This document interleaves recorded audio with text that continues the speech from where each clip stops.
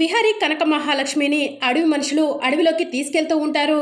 ఇక మరోవైపు సహస్ర అడవిలో వెళ్తూ ఉంటుంది. చాలా దూరం అలా నడిచి నడిచి అబ్బా కాళ్ళు నొప్పులు వస్తున్నాయి, బావ ఎక్కడ ఉండుంటాడు, బావ కోసం ఇంకెంత దూరం వెళ్ళాలి అని సహస్ర మనసులో అనుకుంటూ ఒక పాముల పుట్టను తొక్కుతూ ఉంటుంది. ఇక అప్పుడే సడన్గా సహస్రకు ఎవరో బాణం విసురుతారు. సహస్ర అటు ఇటు చూసి టెన్షన్ పడుతూ ఉంటే ఎదురుగా అడవి మనుషులు శూలం పట్టుకొని సహస్రకు గురిపెట్టి నుంచుంటారు. ఎవరు మీరు, ఏంటి ఇదంతా అని సహస్ర అడుగుతూ ఉంటుంది. మా అడవిలోకే వచ్చి మమ్మల్ని ఎవరని అడుగుతావా అని అడవి మనుషులు అంటూ ఉంటారు. ఎవరు మీరు అని సహస్ర మళ్ళీ అడుగుతూ ఉంటుంది. మేము అడవి మనుషులం. అయితే నా దగ్గరికి ఎందుకు వచ్చారు, మీ పని మీరు చూసుకోపోండి అని సహస్ర అంటూ ఉంటుంది. ఇది మా అడవి అని అడవి మనుషులు చెప్పడంతో మీ అడవి ఏంటి, మీ అడవి మీ బాపుగాడు ఏమైనా రాసిచ్చాడా అని సహస్ర అడుగుతూ ఉంటుంది. బాపు ఈ అమ్మాయి ఎక్కువగా మాట్లాడుతుంది అని చెప్పి అడవి మనుషులు అంటూ ఉంటారు. మా అడవిలోకి వచ్చి మా నాగమ్మనే తొక్కుకుంటూ ఎక్కువగా మాట్లాడతావా అని అడవి మనుషులు సహస్రను అడుగుతూ ఉంటే ఏం మాట్లాడుతున్నారు మీరు, మీ నాగమ్మను నేను తొక్కడం ఏంటి అని సహస్ర అడుగుతూ ఉంటుంది. ఒకసారి కిందికి చూడు అని అడవి మనుషులు చెప్పడంతో సహస్ర కిందికి చూస్తుంది. ఏంటి చీమల పుట్టపై పసుపు కుంకుమ వేసి నాగమ్మ పుట్ట అంటారా అని చెప్పి సహస్ర అడుగుతూ ఉంటుంది. తప్పు చేసింది కాకుండా ఇంకా దాన్ని సమర్థించుకోవాలని చూస్తున్నావా, పద మా అడవిలోకి, నీకు శిక్ష పడాలి అని అడవి మనుషులు సహస్రను అంటూ ఉంటారు. ఏంటి మీ అడవిలో కోర్టు ఉందా, కోర్టు శిక్ష వేస్తుందా అని సహస్ర అడుగుతూ ఉంటుంది. మా అడవిలో మా దొర ఉన్నాడు, దొర నీకు శిక్ష వేస్తాడు, పద మాతో రావాలి నువ్వు అని అడవి మనుషులు సహస్రకు చెప్పడంతో సహస్ర టెన్షన్ పడుతూ అడవి మనుషుల వెనుక వెళ్తూ ఉంటుంది. మరోవైపు సుభాష్ రౌడీలతో అడవంతా కూడా విహారీ కనక మహాలక్ష్మి కోసం గాలిస్తూ ఉంటాడు. మరోవైపు అంబిక విహారీని వేసేయటానికి ఇదే కరెక్ట్ ప్లేస్, అడవిలో అయితే గనక ఎవరికి ఎలాంటి అనుమానం రాదు. కానీ సుభాష్ ఏంటి ఇంతవరకు ఫోన్ చేయలేదు, విహారీ సుభాష్కి దొరికాడా లేదా ఒకసారి ఫోన్ చేసి కనుక్కుందాం అని సుభాష్కి అంబిక ఫోన్ చేస్తుంది. సుభాష్ విహారీ కనిపించాడా అని అంబిక అడుగుతూ ఉంటుంది. లేదంబిక ఇంకా విహారీ కోసమే వెతుకుతున్నాము అని చెప్పి సుభాష్ చెప్తూ ఉంటాడు. విహారీ ఎక్కడ ఉన్నా సరే పట్టుకొని ఇప్పుడే చంపడం కరెక్ట్ సమయం సుభాష్, ఎందుకంటే మనకు మళ్ళీ ఇలాంటి సమయం రాదు.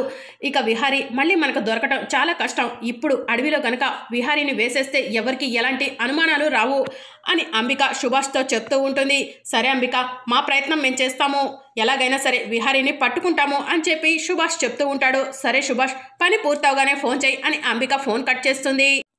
అంబిక ఏవో పెద్ద పెద్ద ప్లాన్లే వేస్తున్నట్టున్నావు అని చెప్పి వెనుక నుంచి చారుకేశ అంటూ ఉంటాడు. చారుకేశ మాటలు విని అంబిక టెన్షన్ పడుతూ ఉంటుంది.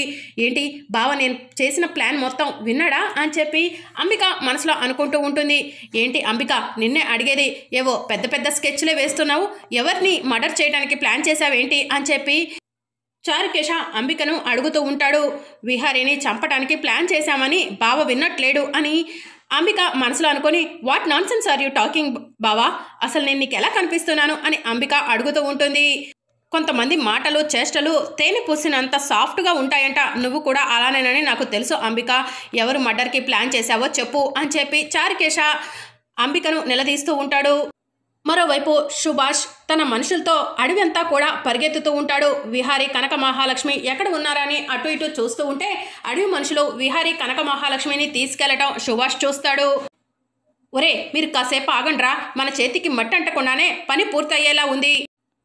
ఆ విహారీ లక్ష్మి అడవి మనుషులకి దొరికిపోయారు, మన చేతికి మట్టి అంటకుండానే వాళ్ళ పని వాళ్లే ఫినిష్ చేస్తారు అని సుభాష్ తన రౌడీలకు చెప్తూ ఉంటాడు. అన్న వాళ్ళు ఒకవేళ ఆ విహారీని లక్ష్మిని వదిలేస్తే అప్పుడు ఎలా అన్నా అని రౌడీలు సుభాష్ని అడుగుతూ ఉంటారు. ఇక అప్పుడే వాళ్ళలో పెద్ద రౌడీ, ఒరే వాళ్ళు మనలాగా రౌడీలు అనుకుంటున్నావా ఏంటి, వాళ్ళు అడవి మనుషులు, వాళ్ళ అడవిలోకి వచ్చిన ఎవరిని కూడా వదిలిపెట్టరు అని చెప్పి మిగిలిన రౌడీలకు చెప్తూ ఉంటాడు. ఇక మరోవైపు అడవిలో ఉన్న అమ్మవారికి కొంతమంది భక్తులు పూజ చేస్తూ ఉంటారు. ఇక అప్పుడే విహారీ కనక మహాలక్ష్మిని తీసుకొని అడవి మనుషులు దొర దగ్గరకు వెళ్తారు. దొర వీళ్ళు పట్నం వాళ్ళంట మన అడవి నాశనం చేయడానికి వచ్చారని చెప్పి విషపబాణం వీళ్ళకు విసిరాము అని చెప్పి అడవి మనుషులు జరిగిందంతా కూడా వాళ్ళ దొరకు చెప్తూ ఉంటారు. మమ్మల్ని క్షమించండి బాబు, మీరు మా అడవి నాశనం చేయడం కోసం వచ్చారని చెప్పి మేము ఇలాంటి విషపు బాణాలను వదలక తప్పట్లేదు, మా వాళ్ళు చేసిన తప్పుకు మమ్మల్ని క్షమించండి అని దొర విహారీ కనక మహాలక్ష్మికి చెప్తూ ఉంటాడు. అయ్యో మీ తప్పు మీరు తెలుసుకున్నారు చాలండి అని విహారీ అంటూ ఉంటాడు. సరే బాబు ఇలా వచ్చి కూర్చో, విషము నీ ఒళ్ళంతా ఎక్కకుండా నీకు విరుగుడిస్తాను అని చెప్పి దొర చెప్తూ ఉంటాడు. ఇక విహారిని కనక మహాలక్ష్మి అడవి మనుషులు కలిసి తీసుకెళ్లి ఒక దగ్గర కూర్చోబెడతారు. ఒరే త్వరగా వెళ్ళి ఆకుపసరు తీసుకురండిరా అని దొర చెప్పడంతో కొంతమంది వెళ్ళి ఆకుపసరు తీసుకొస్తారు. ఇక ఆకుపసరుని విహారికి బాణం తగిలిన చోట దొర పెడుతూ ఉంటాడు. ఇక అప్పుడు విహారికి చెయ్యంతా కూడా మంట మండుతూ ఉంటుంది. ఇక విహారి మంటతో విలవిల్లాడుతూ అబ్బా అమ్మా అని చెప్పి గట్టిగా అరుస్తూ ఉంటాడు. ఒరే ఆకుపసరు పెట్టడం పూర్తయింది, ఆ విరుగుడు మందు తీసుకురండి అని చెప్పి చెప్పడంతో ఒక ఆవిడ అమ్మవారి దగ్గర పెట్టి ఉన్న విరుగుడు మందు తీసుకొచ్చి దొరకిస్తుంది. ఇక దొర విహారికి విరుగుడు మందును తాపిస్తూ ఉంటాడు. కాసేపటికి ఆవిడ కనక మహాలక్ష్మిని అలానే చూస్తూ ఉంటుంది. వీళ్ళిద్దరూ భార్యాభర్తలని చెప్పారు, ఆ అమ్మాయి మెడలో మంగళసూత్రం లేదేంటయ్యా అని చెప్పి ఆవిడ అడుగుతూ ఉంటుంది. అనుకోకుండా చెట్టు కొమ్మ తగిలి మంగళసూత్రం తెగిపోయిందమ్మా అని కనక మహాలక్ష్మి వాళ్ళకు చెప్తూ ఉంటుంది. దొర మేము తెలియక ఇతనికి బాణం విసిరాము అని చెప్పి అడవి మనుషులు చెప్తూ ఉంటారు.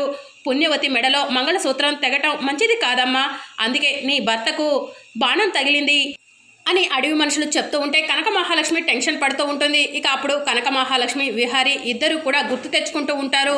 అనుకోకుండా కనక మహాలక్ష్మి మెడలో మంగళసూత్రం తెగటం, విహారికి బాణం తగలటం, అలాగే ఒకసారి విహారి గుడిలో కనక మహాలక్ష్మి మెడల నుంచి మంగళసూత్రం తీసేద్దాం అనుకున్నప్పుడు గురువుగారు వచ్చి ఎప్పుడైతే ఆ అమ్మాయి మెడల నుంచి నువ్వు మంగళసూత్రం తీసేస్తావో అప్పుడే నీ ఊపిరి ప్రశ్నార్థకంగా మారుతుంది అని గురువుగారు చెప్పిన మాటలను విహారి కనక మహాలక్ష్మి గుర్తు తెచ్చుకుంటూ ఉంటారు. అమ్మా ఒక్కసారి నీ మెడలో మంగళసూత్రం పడిన తర్వాత ఆ అబ్బాయి జీవితం అంతా నీ చేతుల మీదే ఉంటుందమ్మా, నువ్వు కాస్త జాగ్రత్తగా ఉండు అని చెప్పి అడవి మనుషులు కనక మహాలక్ష్మికి చెప్తూ ఉంటారు. పాపం ఆ అమ్మాయికి ఇలాంటివన్నీ తెలియనట్టుంది ఇంటిదానా అని అడవి మనుషులు వాళ్ళ వైఫ్కి చెప్తూ ఉంటారు.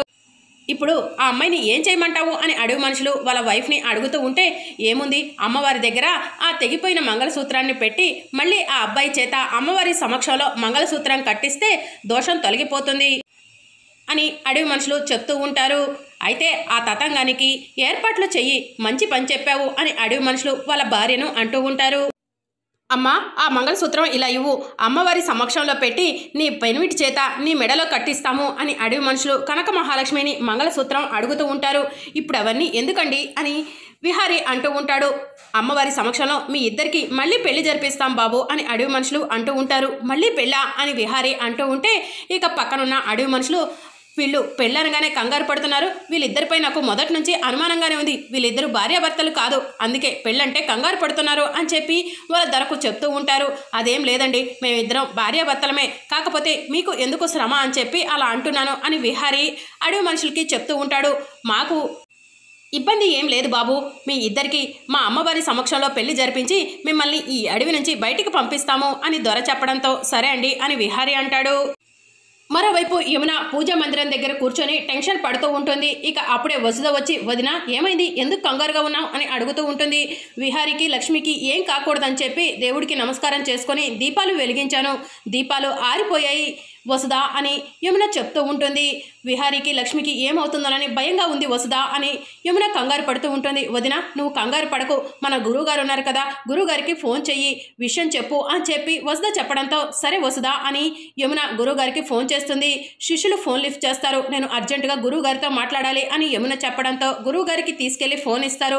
గురువుగారు నేను యమునను మాట్లాడుతున్నాను, విహారి లక్ష్మి రాత్రి నుంచి కనిపించట్లేదు, విహారికి ఏమైందోనని భయంగా ఉంది, అనుకోకుండా ఇంట్లో దీపం కూడా ఆరిపోయింది అని యమున చెప్తూ ఉంటుంది.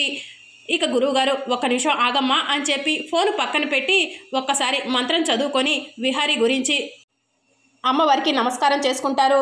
ఇక వెంటనే మళ్ళీ గురువుగారు ఫోన్ తీసుకొని అమ్మ యమున విహారికి ఏమీ అవ్వదు, విహారిని ఒక శక్తి అంటిపెట్టుకొని ఉంది, ఆ శక్తి విహారికి తోడుగా ఉన్నంతకాలం విహారికి ఏమి అవ్వదమ్మా అని గురువుగారు యమునకు చెప్తూ ఉంటారు. మరి దీపాలు ఆరిపోయాయి కదా గురువుగారు అని యమున అడుగుతూ ఉంటుంది. అది యాదృచ్ఛికంగా జరిగిందేమో కానీ విహారికి ఏమి అవ్వదు, ఆ శక్తి విహారికి తోడుగా ఉంటే అంతే చాలు అని గురువుగారు చెప్తారు. సంతోషం గురువుగారు అని చెప్పి యమున ఫోన్ కట్ చేస్తుంది. యమున ఫోన్ మాట్లాడుతూ ఉంటే పద్మాక్షి వచ్చి వింటూ ఉంటుంది. యమున ఇప్పటికైనా అర్థమైందా, విహారికి తోడుగా ఏదో శక్తి ఉందని గురువుగారు చెప్పారు కదా, ఆ శక్తి సహస్రనే, నువ్వు కంగారు పడాల్సిన అవసరం ఏం లేదు అని పద్మాక్షి చెప్తూ ఉంటుంది. సహస్రే ఆ శక్తి అని నువ్వెలా చెప్తావక్క అని వసుధ అడుగుతూ ఉంటుంది. ఎందుకంటే విహారిని వెతుక్కుంటూ వెళ్ళింది సహస్రే కదా, సహస్రాకి విహారికి త్వరలో పెళ్లి జరిపించాలనుకుంటున్నాం కదా, ఆ శక్తే సహస్రాని నేను అనుకుంటున్నాను. ఆవిడ గారిని కంగారు పడొద్దని చెప్పు అని పద్మాక్షి వసుధకు చెప్పి అక్కడి నుంచి వెళ్ళిపోతుంది. వదిన, గురువుగారు చెప్పింది విన్నావు కదా, ఇక కంగారు పడకు అని వసుధ చెప్పడంతో యమున వెళ్ళి మళ్ళీ దేవుడి దగ్గర దీపాలు పెట్టి దేవుడికి నమస్కారం చేసుకుంటూ ఉంటుంది. ఇక మరోవైపు చారుకేశ, అంబిక ఎవరు మర్డర్కి ప్లాన్ చేశావో చెప్పు, ఆలోచించకు అని అడుగుతూ ఉంటాడు. ఇక అప్పుడే వసుధ అటుగా వెళ్తూ ఉంటుంది. వసుధను చూసిన అంబిక, అక్క ఇలా రా అని చెప్పి పిలుస్తూ ఉంటుంది. బావ ఏం చేశాడో తెలుసా, నీకు ఒక వీడియో చూపించాలి అని అంబిక వసుధకు చెప్తూ ఉంటుంది. ఆ మాట విని చారుకేశ టెన్షన్ పడుతూ ఉంటాడు. మరి అప్కమింగ్ ఎపిసోడ్లో ఏం జరగనుందో తెలుసుకోవాలనుకుంటున్నారా? అయితే ఛానల్ను సబ్స్క్రైబ్ చేసుకొని సపోర్ట్ చేయడం మర్చిపోకండి. Thank you for watching.